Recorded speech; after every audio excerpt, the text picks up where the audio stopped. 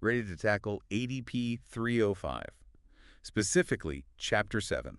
We're diving into protection today, giving you a head start for that training. We've pored over this doctrine, and while we haven't worn the uniform ourselves, think of this as your crash course. When we talk protection in the military, it's more than just sandbags and trenches, right? Absolutely. ADP 305 makes it clear. Protection is about preserving combat power.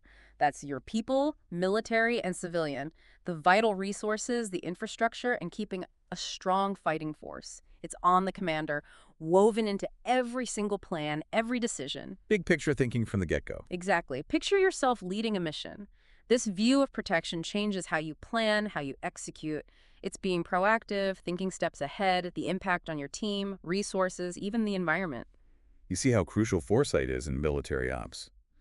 Speaking of which, Chapter 7 hits on personnel recovery, and that's not just about swooping in for a rescue, is it? No, sir. Personnel recovery is more about preparation.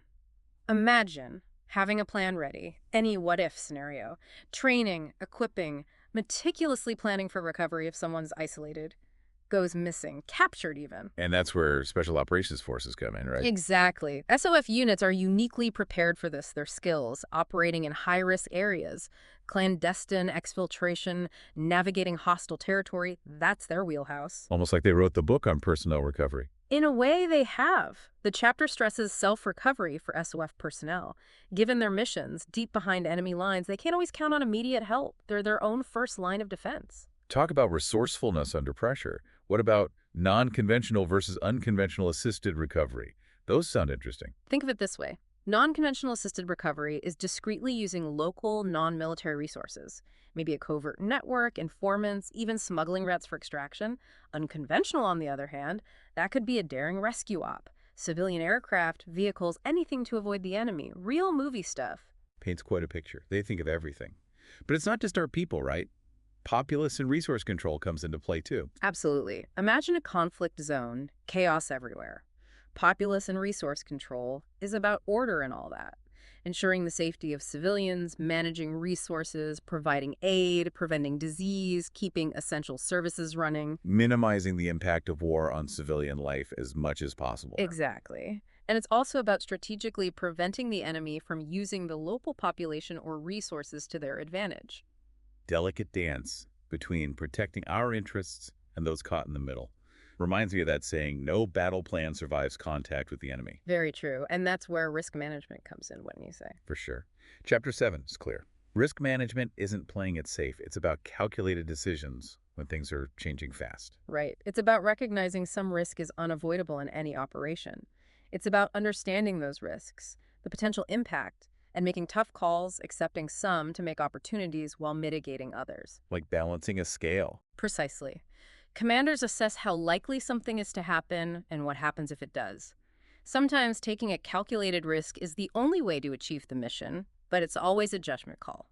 That's where the human element of leadership comes in, right? Simulations and data are one thing, but it often comes down to gut feeling. You're absolutely right. And within risk management, safety is a key component. Every operation has risks. Safety is about minimizing those to protect people and resources as much as possible. Building that culture of awareness prevention from the top down. Yeah, Any examples from your experience where risk management was crucial? absolutely. I remember a training exercise. We were prepping for a hostage rescue. Plan A was a direct assault on the building. But during risk assessment, we found a big problem. What was that? The building wasn't stable. Intel suggested the enemy had rigged it with explosives. Real risk of collapse during entry. Hostages and our team would be caught in it. Nightmare scenario. What did you do? Had to completely rethink things. Direct assault was out. We switched focus to intelligence gathering, surveillance, finding other ways in. We ended up using an underground tunnel system. Completely bypassed their defenses, got the hostages out, no casualties. Wow. Shows how vital risk assessment and adaptability are. You never know what's out there. Being prepared for anything is key. Exactly. Speaking of being prepared, that leads us to another key protection element, Operation Security, or OPSEC. Right. Not talking about spies and secret agents. Oh, no. OPSEC is about protecting any information the enemy could use. Troop movements, future plans, even something as simple as a social media post. Understanding that little things can give the bigger picture away. Exactly, the mosaic effect. Like a puzzle, tiny details, put them together, you get a bigger, potentially damaging picture. OPSEC is figuring out what information is critical, how the enemy might get it, then stopping that from happening. And this isn't just some OPSEC team in a bunker somewhere, is it? Nope. Everyone is responsible for OPSE, from the top to the soldier on the ground. Even small slip-ups can have big consequences. Loose lips sink ships, Mhm. right? Or in this case, loose lips compromise missions. We've all seen the movies. Someone says too much. A document ends up in the wrong hands. Exactly. Today, social media, the internet, the chances of leaks are everywhere. A harmless photo online could give away a forward operating base, putting lives at risk. Sobering thought. Shows how important awareness and vigilance are for operational security. Speaking of crucial support, Chapter 7 gets into the Army health system, and it's not just about patching people up after the fact, right? You're right. It emphasizes force health protection, being proactive with healthcare, keeping the force healthy and fit so problems don't even come up. Preventative medicine, but on a large scale. Exactly. Investing in the long-term health of the fighting force. And the chapter points out the unique challenges faced by special operations forces. How so? Think about where they operate. Extreme environments, long deployments, often relying on their own medical skills instead of large support networks. Different kind of pressure and responsibility. Absolutely. They need medics who are highly skilled, adaptable, can handle all sorts of situations with limited resources. A combat medic, wilderness EMT, and physical therapist all in one. You got it. And it's more than just immediate care. It's about keeping those soldiers in top shape, physically and mentally, optimizing performance, preventing injuries, ensuring they can bounce back quickly if something does happen. Taking care of your people is as important as any weapon or equipment. Let's shift gears a bit, talk about something a bit more. Explosive. Explosive Ordnance Disposal, EOD. The folks who deal with potentially deadly devices every day, Chapter 7 makes it clear, their mission is about way more than responding to bomb threats. It's about proactively reducing those risks, explosives, hazardous materials. That's crucial so missions can continue safely. So, preventing and mitigating those threats just as much as responding to them. Right. And with IEDs becoming more common, their expertise is more important than ever. They're dealing with a huge variety of devices, many designed to be hard to find and disarm. They also train and support forces who might not have as much experience with these devices. A high-stakes job, that's for sure. Can't say I'd want to do it. Speaking of high stakes, let's talk about CBRN threats. Chemical, biological, radiological, and nuclear. Yes. The unthinkable, but a real threat we can't ignore.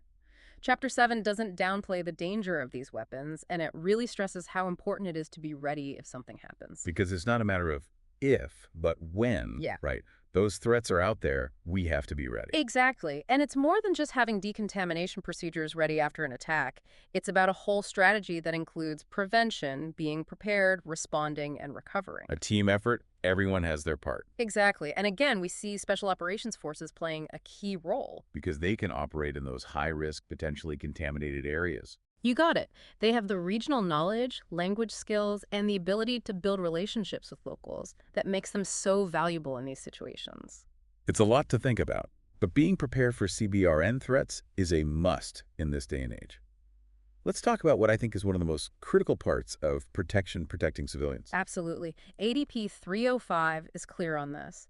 Protecting civilians isn't just a side task, it's woven into every military operation. Because in the end, it's about minimizing harm to innocent lives. Exactly. The document emphasizes both the legal and ethical responsibility of U.S. forces to do this. It's about understanding the local context, having clear rules of engagement, and training that prepares soldiers for the realities of operating in populated areas. Making split-second decisions under pressure, knowing that every decision could have huge consequences. Precisely. It's about holding ourselves to the highest standards no matter how chaotic things get.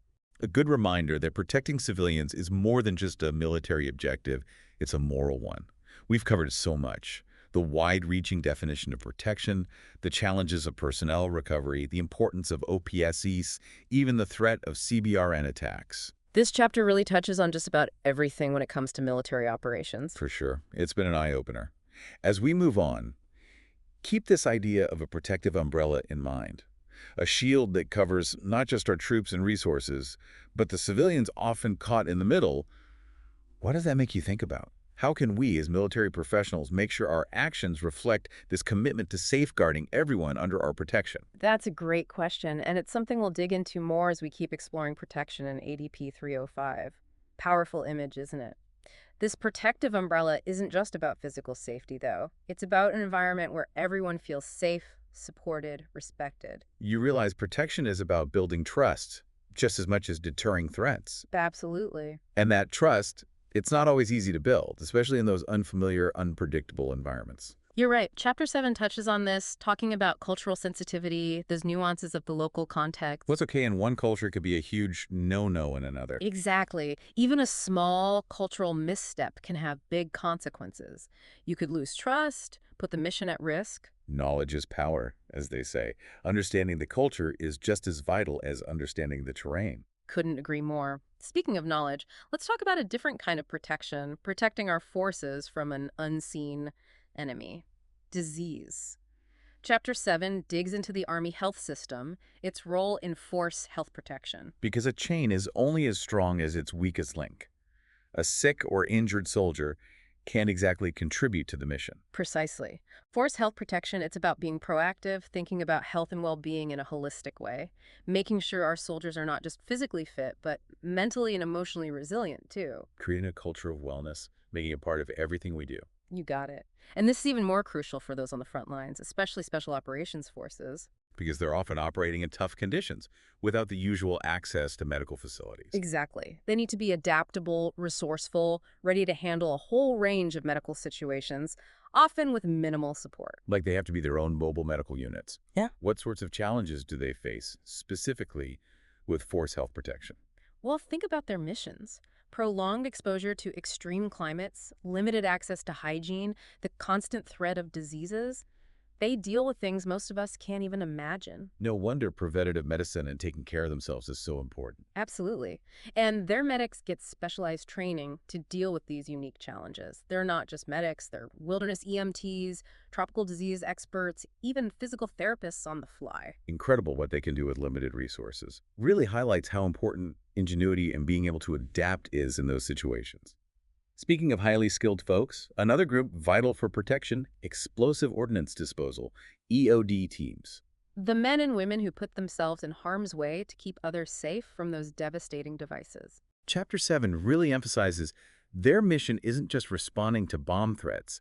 It's about reducing risks, educating others, and saving lives. Right. EOD techs, they're highly trained, with a deep understanding of how explosive devices work, the science, even the psychology behind them. Experts in identifying, disarming, disposing of everything from conventional munitions to those IEDs we hear about so much. IEDs, those seem especially dangerous. Hidden in plain sight, difficult to detect, even more dangerous to deal with. You're right, they're a constant and evolving threat. EOD teams are right there on the front lines combating this, not just responding to incidents, but training others, both military and civilian, on how to stay safe, avoid these devices. Giving others the knowledge and skills to protect themselves. Exactly. And it goes beyond just spotting a suspicious package. Understanding the signs of where IEDs might be placed, knowing how to react if one goes off. Daunting job, but rewarding. Knowing you're making a difference, protecting lives. Now, shifting gears a bit, and forgive the pun, let's talk about a different kind of threat. CBRN chemical, biological, radiological, and nuclear attacks. Ah, yes. The invisible enemy. So much fear and uncertainty surrounding them. Chapter 7 acknowledges the very real danger of CBRN weapons. They don't discriminate, capable of causing widespread damage and long-term consequences. It's a scary thought. It is, but it's not about giving in to fear. It's about knowing the risks, being prepared to respond effectively if something happens. And that's where having a layered defense strategy is key. So it's not just about having gas masks and hazmat suits ready. Nope. A good CBRN defense strategy has multiple layers of protection. Starts with prevention intelligence gathering, diplomacy, working to make sure these weapons don't fall into the wrong hands in the first place. Being proactive, not reactive. Exactly. But we still need to be prepared in case prevention fails. That's where those other layers come in, being able to detect, identify, protect, decontaminate, and provide medical treatment. Sounds like a complex effort. Lots of moving parts, different agencies, branches of the military working together. You got it. And it's not just about protecting our military. It's about protecting civilians, too. They're often the most vulnerable in these situations. Makes you realize everything's connected when it comes to protection. It's more than just physical barriers or fancy tech. It's about the strategy, being aware, and most importantly, that commitment to safeguarding human life, military and civilian. Couldn't have said it better myself. Now, let's go back to something we talked about earlier, the human element in all of this. Chapter 7 points out how important the role of civilian populations is in military operations. At the end of the day, it's not just about fighting wars. It's about creating a safer, more stable world. And that means winning the hearts and minds of the people. Exactly. ADP 305 stresses this engaging with civilians isn't just a side benefit, it's essential for any successful military operation. Building that trust, encouraging cooperation, making sure people see our actions as legitimate, beneficial. And that's even more important in counterinsurgency stability operations, where the lines between who's a combatant and who's a civilian aren't always so clear. Every interaction matters. Every gesture could have a big impact, for better or worse. You're right. And it takes a deep understanding of the local culture, customs, and what issues are important to them. Treating people with dignity and respect, even in the middle of a conflict. Showing them through our actions we're not just there to fight, but to help rebuild, create a better future. Well said. And this brings us to what might be the toughest part of protection, balancing those security needs with the need to uphold human rights, protecting civilians. It's a tough act to balance, for sure. We have a duty to protect our forces and achieve the mission. But we also have a moral and legal obligation to minimize harm to innocent civilians who are caught in the middle. Absolutely. No easy answers there. Yeah. It takes careful planning, clear rules of engagement, and constantly reassessing what's happening on the ground. It also takes strong leadership, a commitment to holding ourselves accountable for what we do. Good intentions only go so far. We need ways to make sure we're operating ethically, responsibly. I agree. It's about finding that balance between protecting our forces and protecting civilians, understanding that they don't have to be at odds with each other. It's about understanding that every bullet fired, every decision made could impact innocent lives, not just the enemy. And that's a heavy weight to carry, no doubt. It is. As we head into the final part of our deep dive, I want you to think about this idea of balance. How can we as military professionals deal with the complexities of modern warfare while staying true to our values: honor, courage, compassion? That's a question that needs constant reflection, dialogue, something that'll stay with us long after we're done here. But it's a conversation worth having. It is. And it's a conversation that ADP 305 wants us to have, reminding us that protection isn't just a concept, it's a responsibility we all share. It really makes you think, doesn't it? This whole idea of protection, it's so much more than meets the eye. It really is. A responsibility that everyone has, from the soldier on the ground to the highest levels of command. And it doesn't just end when the fighting stops. That's right. The decisions we make, the actions we take, they have a ripple effect. Impacting not just us, but the people around us. Exactly. And that brings us back to the core of ADP 305, Chapter 7. It's not just a bunch of rules and regulations. Like a guidebook, right? For ethical and effective military operations. Exactly. It's about understanding that protection goes beyond physical safety. It's about creating an environment where everyone, military and civilian, feels safe, respected, and valued. It takes effort, though. A commitment to constantly learning, adapting, and looking inward. Absolutely. Asking those tough questions, challenging our own assumptions, always striving to do better. Couldn't have put it better myself. So as you go into that training on ADP 305, Chapter 7, keep these points in mind. Protection is everyone's responsibility. It's about making those tough calls even when there's no easy answer. And never forgetting the human cost of conflict. Well said. At the end of the day, our goal as military professionals is to protect and defend, not just our nation, but the very values that make it worth fighting for. I think that's a perfect way to wrap things up. I agree. To everyone listening, we hope this deep dive into ADP 305, Chapter 7, has given you some things to think about as you prepare for your training. Remember, this is just the start. Keep learning, keep those questions coming, and keep striving to be the best protectors you can be. We'll see you next time for another deep dive.